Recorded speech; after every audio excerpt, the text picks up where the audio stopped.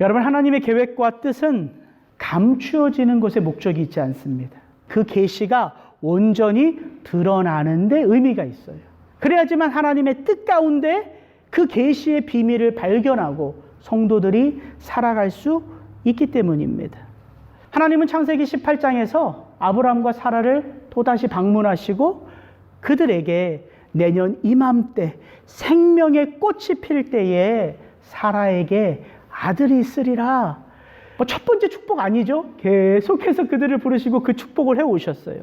근데 창세기 18장에서는 아브라함과 사라에게 그 생명의 축복만 있겠다 말씀하지 않고 소돔 땅에 부르짖음이 내 귀에 들려오니까 내가 그 부르짖음의 이유가 무엇인지 알고자 그 땅을 방문하겠다 말씀하세요.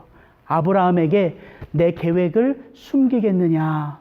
내가 그 땅을 멸하리라. 여러분, 왜 하나님께서 당신의 그 감추어진 뜻을 아브라함에게 알려주실까요? 왜 하나님이 오늘도 이 땅 가운데 예배하는 주의 백성들에게, 겸손히 그 하나님 앞에 엎드려 기도하는 주의 백성들에게 하나님의 말씀은 도대체 나를 향하고 우리 가정을 향하여 어떤 계획과 뜻이 있는가 사모하는 마음으로 그 말씀을 펴는 하나님의 사람들에게 하나님이 왜 당신의 계획을 말씀해 주실까요? 우리가 그 하나님의 마음을 알 때 비로소 우리의 삶 속에 일어나는 그 일, 우리의 삶 속에서 관계를 맺는 내가 사랑하는 그 사람, 그 사건을 하나님의 마음으로 온전히 중보할 수 있기 때문입니다. 그래서 하나님이 당신의 계획을 알려주시는 거예요. 예수님이 말씀하셨어요. 종은 주인이 하는 일을 알지 못하나 너희들은 친구라. 그래서 여전히 오늘도 그 주님 앞에 마음을 열고 겸손히 엎드리는 자들에게 하나님의 뜻이 선포되는 것입니다. 그 하나님의 계획을 듣고 아브라함이 말하죠. 하나님이 의로우신 하나님이실진데 저 소돔 땅에 의인이 있을 때 의인을 악인과 함께 멸망하시려나이까. 그리고 나서 그 유명한 50명의 의인으로부터 시작하여 10명의 의인까지 아브라함이 하나님에게 계속해서 중보하죠. 여러분, 여기서 아브라함이 의인 10명 반복해서 중보하는 아브라함에게 있어서 그 소돔 땅의 의인은 누굴까요? 우리 너무 쉽게 예측할 수 있죠. 롯과 그의 가정. 그래서 중보 기도는 어려운 기도가 아니라 내 삶에 가장 가까운 사랑하는 가정으로부터, 우리 가정에 속한 영혼들로부터 그 기도가 시작되고 깊어지는 거예요. 그게 아브라함과 하나님의 18장의 모습이었습니다. 여러분, 그 배경을 가지고 19장을 한번 펼쳐서 읽어보시는 거예요. 19장 1절부터 5절입니다. 저녁 때에 그 두 천사가 소돔에 이르니 마침 롯이 소돔 성문에 앉아 있다가 그들을 보고 일어나 영접하고 땅에 엎드려 절하며 이르되 내 주여 돌이켜 종의 집으로 들어와 발을 씻고 주무시고 일찍이 일어나 갈 길을 가소서. 그들이 이르되 아니라 우리가 거리에서 밤을 새우리라. 롯이 간청하매 그제서야 돌이켜 그 집으로 들어오는지라. 그들이 눕기 전 그 성 사람 곧 소돔 백성들의 노소를 막론하고 원근에서 다 모여 그 집을 에워싸고 롯을 부르고 그에게 이르되 오늘 밤에 내게 온 사람들이 어디 있느냐 이끌어내라. 우리가 그들을 상관하리라. 성경은요, 심판 앞에 막바지에 있는 그 죄악이 만연한 소돔 땅의 죄악을 성경 기자는 장황하게 설명하지 않습니다. 대신 한 이야기를 들려줘요. 어떤 이야기? 그 땅의 사람들이 그 땅에 머물고자 들어온 나그네. 나그네는 상징적인 표현이에요. 힘없는 자. 소돔 사람들이 어떻게 대하는가, 그 이야기 하나로 이 땅이 이제는 기회를 받을 수 없는 패역한 땅인 것을 하나님은 그 이야기로 우리에게 들려주세요. 여러분, 이야기가 가지고 있는 힘이 있습니다.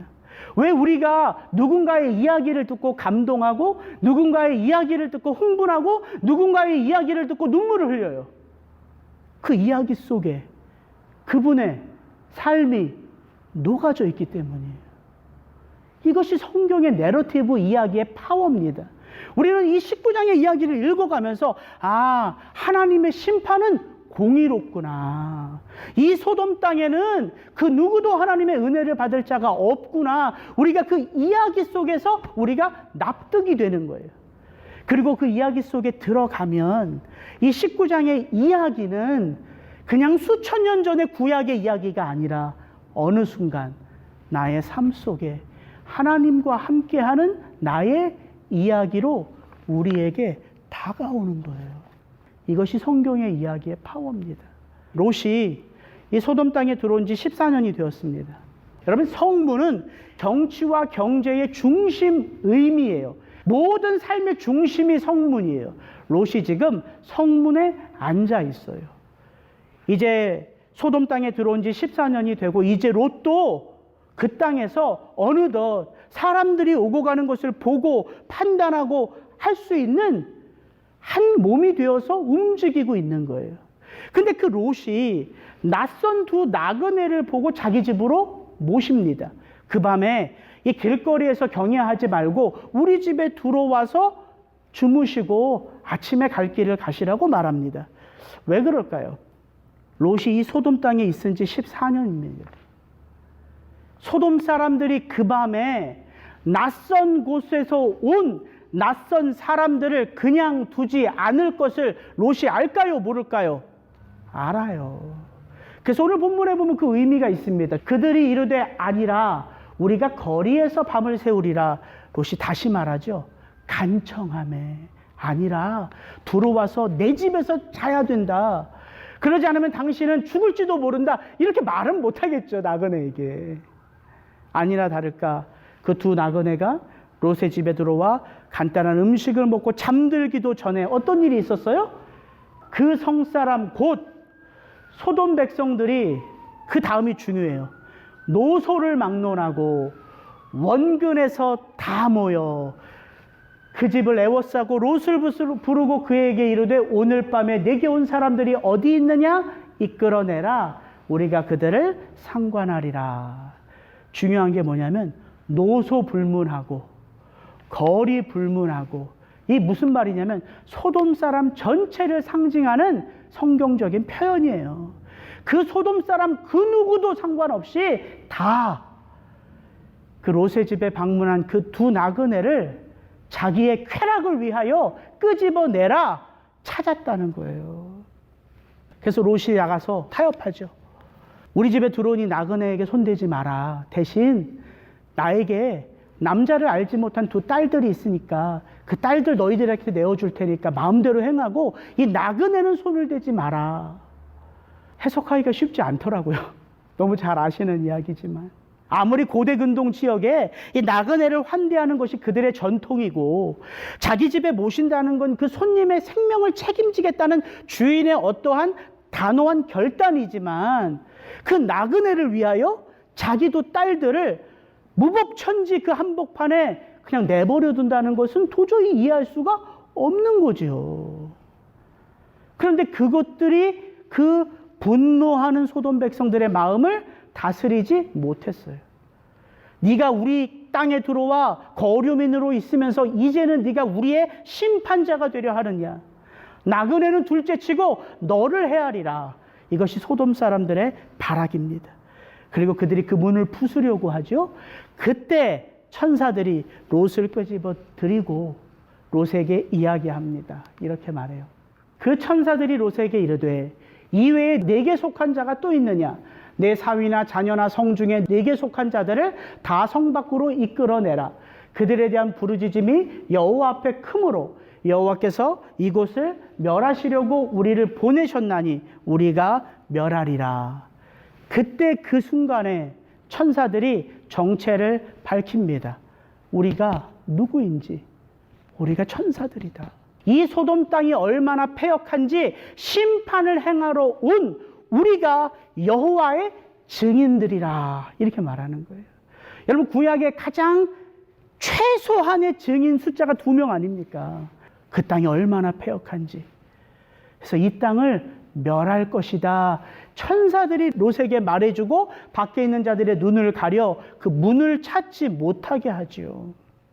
오늘 이 창세기 19장을 보면 사실 해석하기가 쉽지 않아요. 자기 딸들을 함부로 하는 아버지 롯의 행동도 그렇고, 결국은 그 소돔 땅이 멸망할 때 구원을 얻은 롯의 그 두 딸들이 아버지를 통하여 모압 자손과 암몬 자손을 만들어내잖아요. 그것도 사실 이해가 안 돼요. 이 19장이 도대체 어떤 의미로 우리에게 주어졌는가. 그래서 우리가 19장을 읽으면서 도대체 무슨 의미지? 무슨 내용이지? 이렇게 생각할 때에 가장 중요한 근거는 어디서 찾는 게 좋을까요? 성경이에요, 성경. 창세기 19장 롯의 이야기, 소돔과 고모라의 이야기를 성경 자체는 어떻게 바라보는가, 이게 참 중요하다고요. 여러분, 소돔과 고모라라는 단어가 성경에 47번 나와요. 신약에 9번이 언급이 되는데 어떻게 언급이 되냐면 주로 이런 의미예요.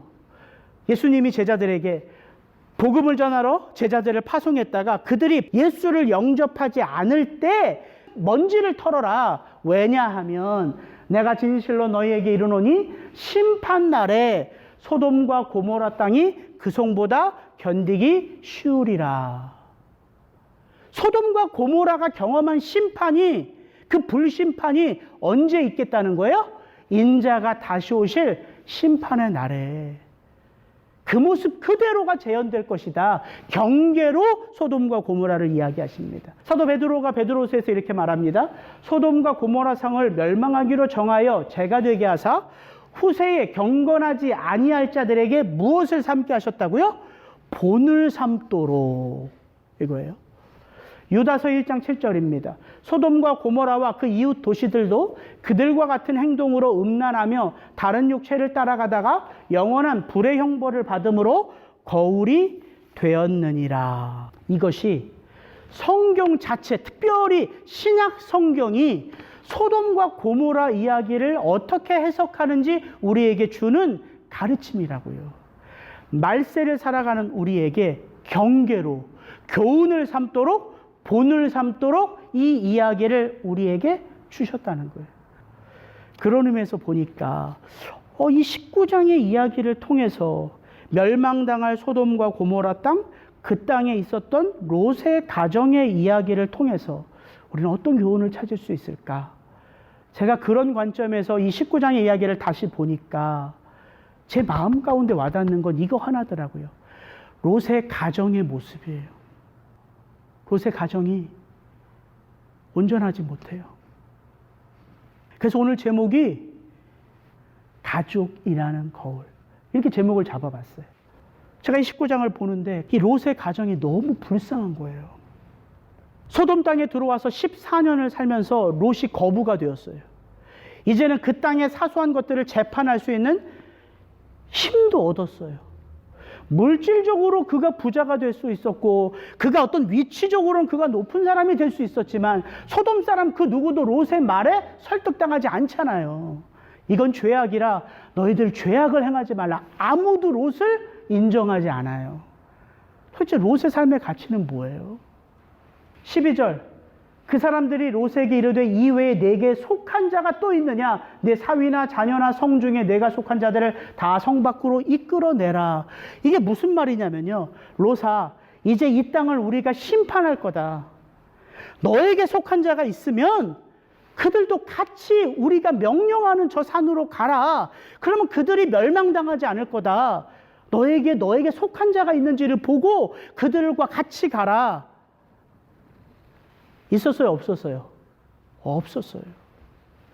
롯이 나가서 그 딸들과 결혼할 사위들에게 말하여 이르기를 여호와께서 이 성을 멸하실 터이니 너희는 일어나 이곳에서 떠나라 하되 그의 사위들은 농담으로 여겼더라.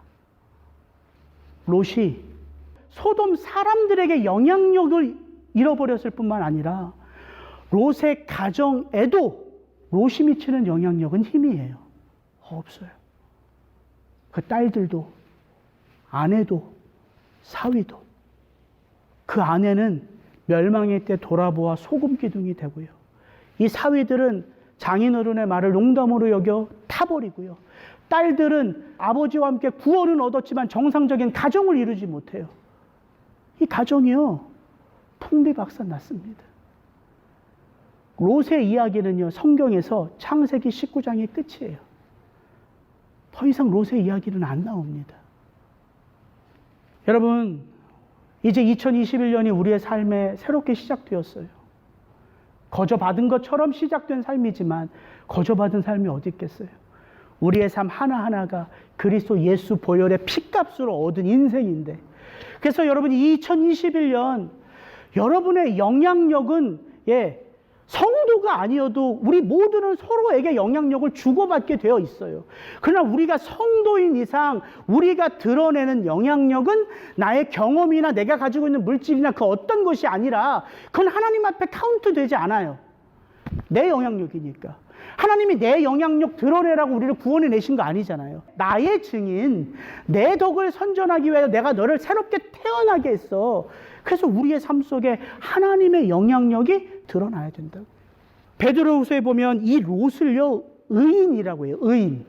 근데 창세기 19장을 읽어보면 롯이 의롭게 여길 만한 행동이 있는지 한번 보세요, 여러분들. 없어요. 이상하지 않아요? 롯이 의롭게 여길 만한 행동 하나 있네요. 나그네를 환대한 거. 죄송합니다. 그게 참 제일 중요한 요소 중에 하나네요. 의로운 행동 중에 하나가 나그네를 영접한 거. 그 외에는 없어요. 그 외에는. 베드로후서에 보면 이렇게 돼 있어요. 소돔과 고모라 성을 멸망하기로 정하여 죄가 되게 하사 후세에 경건하지 아니할 자들에게 본을 삼으셨으며, 그 다음에 잘 보세요. 무법한 자들의 음란한 행실로 말미암아 고통당하는 의로운 롯을 건지셨으니 이는 이 의인이 그들 중에 거하여 날마다 저 불법한 행실을 보고 들음으로 그 의로운 심령이 상함이라. 이게 창세기 19장 소돔 이야기, 그 가운데 롯을 평가하는 성경의 해석입니다. 이 롯이 의로운 자로 부름을 받았는데 이 롯이 의로운 삶을 살지 못했어요. 왜라고 말합니까? 그가 어디 가운데 있었기에, 불법을 행하는 곳에 있었기에, 그가 무엇을 보고 들었기에 그 불법을 행하는 곳에서 그 음란한 것들을 날마다 보고 듣고, 그래서 그의 의로운 심령이 상하게 되었기 때문에. 그럼 너무나 정확한 해석 아닙니까? 성경이 성경을 이렇게 정확하게 해석해 주는데 그럼 롯이 영향력이 없어요. 천사가 그 심판의 때에 롯에게 네 말을 듣고 너를 따르는 자들은 다 구원해 줄게, 이 멸망에서 피하게 해줄게. 여러분, 천사가 이렇게 말한 거 아닙니다. 롯아, 너에게 속한 자들 가운데 여호와를 믿고 의로운 삶을 사는 자들은 우리가 그들을 구원해 줄게, 이 말이 아니에요. 그런 말이 아니에요. 출애굽기 애굽에 내린 심판이 있었죠. 10가지 심판. 그 10가지 심판 중에 마지막 심판이 뭡니까? 모든 장자를 죽이는 심판이에요. 근데 그 장자의 심판을 면하려면 어떻게 해야 돼요? 어린 양의 피를 문방과 문설주에 바르면 돼요. 중요한 게 뭐예요? 애굽 사람이냐 이스라엘 백성이냐 아닙니다. 중요한 게 뭐예요? 그 애굽 전역에 퍼진 소문을 듣고 죽음의 신이 오나 보다. 사람들이 죽음의 신을 피하려면 순전한 어린 양을 잡아 문방과 문설주에 피를 바르라고 하는데 그거 믿고 바른 사람의 집은 넘어가는 거예요. 여호와를 믿고 안 믿고가 중요하지 않아요. 그때는 그 이야기를 듣고 그대로 행하는 자는 살려내리라. 롯에게도 똑같습니다. 네가 나가서 너에게 속한 자들, 네가 나가서 이야기해. 이 성은 망할 거야. 나와 함께 산으로 가자. 네가 나가서 외쳐서 너에게 속한 자들은 다 구원해 줄게. 아무도 없었다고요.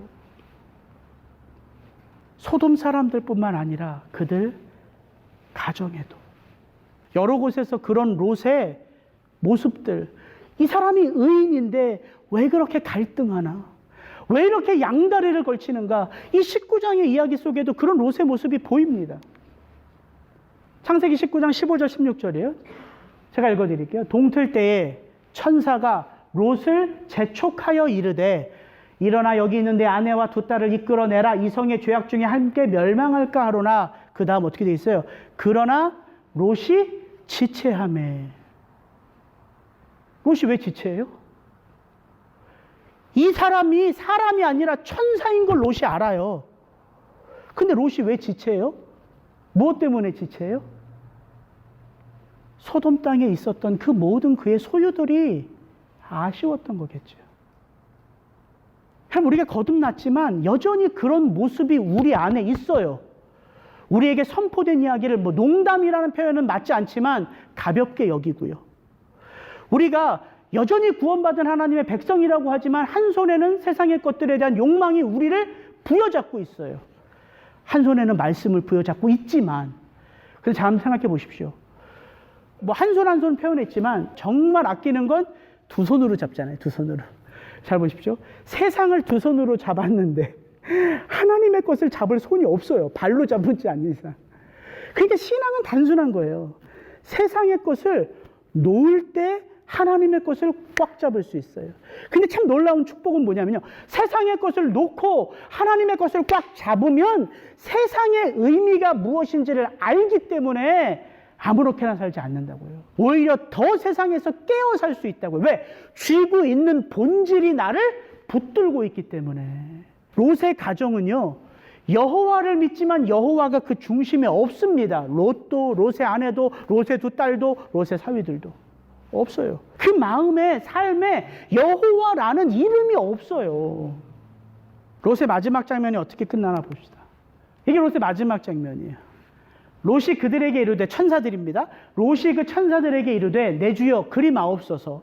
주의 종이 주께 은혜를 입었고 주께서 큰 인자를 내게 베푸사 내 생명을 구원하시오나 내가 도망하여 산에까지 갈 수 없나이다. 보소서 저 성읍은 도망하기에 가깝고 작기도 하오니 나를 그곳으로 도망하게 하소서. 이는 작은 성읍이 아니니까. 그 성읍 이름을 소알이라 불렀더라. 이게 롯의 이야기의 마지막 고백이에요. 천사들이요, 도망갈 힘이 없습니다.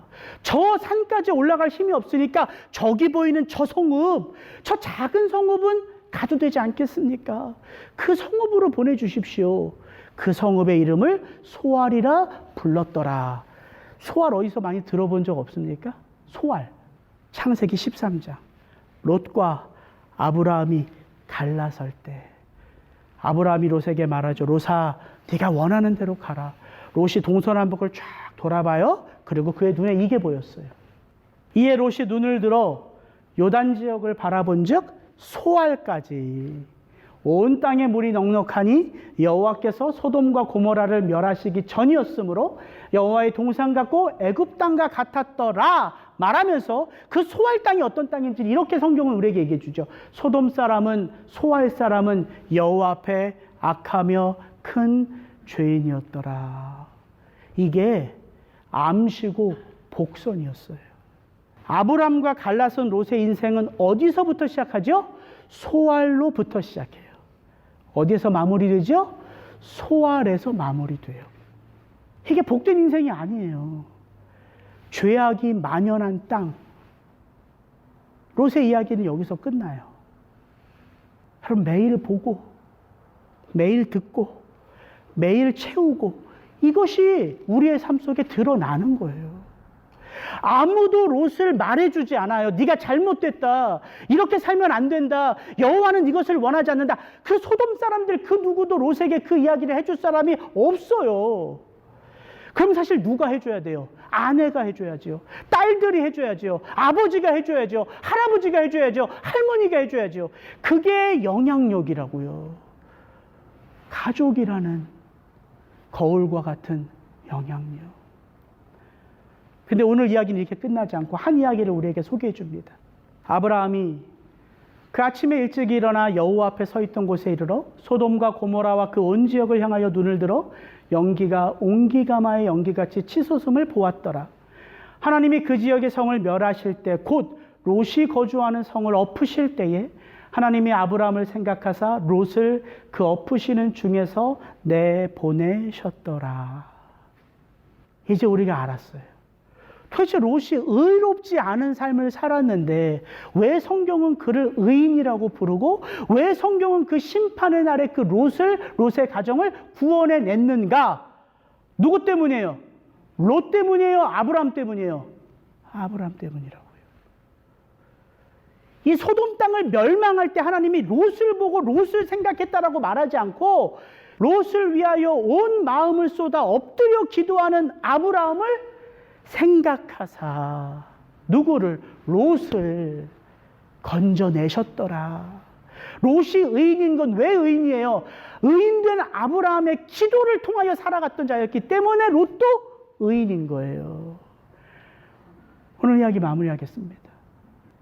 여러분, 우리에게는요, 우리를 위하여 이 불완전한 아브라함의 중보가 아니라요, 완전하신 의로우신 예수님의 중보가 있어요. 불완전한 인간 아브라함의 중보를 통해서도 하나님이 롯을 의롭다고 여겨주셨고 그를 구원해 내셨다면 그 아브라함이 상징하는 참 중보자이신, 유일한 중보자이신 예수 그리스도가 저와 여러분의 삶을 붙들고 기도하며 지켜서 있다면 우리의 구원은 어떻게 했어요? 완전한 거예요. 그래서 우리의 삶으로 구원이 아니라 그 중보의 완전함이 우리를 구원케 한다고요. 그러니까 구원은 의심할 게 없어요. 그러나 오늘 이 이야기의 핵심은 아브람도 의인이고 롯도 의인이에요. 어떤 삶을 사시겠어요? 가족을 위하여 하나님의 뜻을 발견하고 그 선포된 뜻을 붙들고 그 가족을 위하여 기도하는 삶을 사시겠어요? 아니면 세상과 하나님의 것 사이에서 여전히 방황하는 삶을 사시겠어요? 오늘 이 아브라함의 이야기, 창세기 19장의 이야기는 우리에게 그것을 도전합니다. 제가 창세기 12장 아브라함의 이야기부터 이 내용을 쭉 보니까 이게 구조가 딱 이렇게 돼 있어요. 창세기 12장 하나님이 아브라함을 부르시죠. 창세기 13장 아브라함과 롯이 헤어져요. 창세기 14장에 어떤 스토리가 나와요? 포로로 잡혀있는 롯과 소돔 땅을 아브라함이 구출해내죠. 그리고 나서 창세기 15장에 아브라함과 하나님이 언약을 맺으시고 17장에 그 언약을 재확인하시며 할례를 베푸세요. 그리고 18장에 어떤 이야기가 나오냐면 왜 내가 너를 불렀는지 이 땅에 의와 공도를 행하기 위하여 그 부르신 목적을 소개하고 이 소돔 땅의 멸망을 이야기하면서 롯을 향하여 기도하게 하세요. 그리고 19장 소돔의 멸망이라고 롯의 이야기의 끝이 나옵니다. 그리고 나서 아브라함 이야기의 절정, 언약의 축복대로 누구를 낳아요? 이삭을 받는 게 21장에 나와요. 그러니까 하나님의 언약과 언약의 축복 속에 누구의 이야기가 계속 끼어 있어요? 롯과 소돔의 이야기가 끼어 있는 거예요. 이해하시겠어요? 우리가 왜 부름을 받았는지, 우리 잘 먹고 잘 살려고 부름 받은 게 아니란 말이에요. 그 언약을 맺으시고 언약을 성취하는 그 이야기 속에 누가 존재하냐면 세상이 존재하는 거예요. 세상. 왜? 그 부름이 세상 가운데 드러나야 되기 때문에. 그 시작이 바로 우리의 가정으로부터라고요. 그게 사명이라고요. 거창한 것이 아니라 여러분의 삶 속에 매일매일 그 선하신 하나님의 뜻을 채우는 거예요. 그리고 그 뜻을 매일매일 하나님한테 묻는 거예요. 그게 여러분의 삶 속에 너무나 자연스럽게 이루어지면 여러분이 손녀를 보든 자식을 놓고 기도하든 남편을 놓고 아내를 놓고 기도하든 무엇이 흘러나가겠어요? 그 하나님의 선한 영향력이라고요. 그래서 영향력은요, 관계의 깊이에서 나오는 거예요. 관계의 깊이에서. 그래서 가정이라는 울타리가 든든해지는 것이 교회가 든든해지는 첫걸음이라고요. 올 2021년 우리 리사운드 교회에 그렇게 가정마다 하나님의 은혜가 영향력이 되어 흘러가는 축복이 있기를 주의 이름으로 축복합니다. 같이 기도하시겠습니다.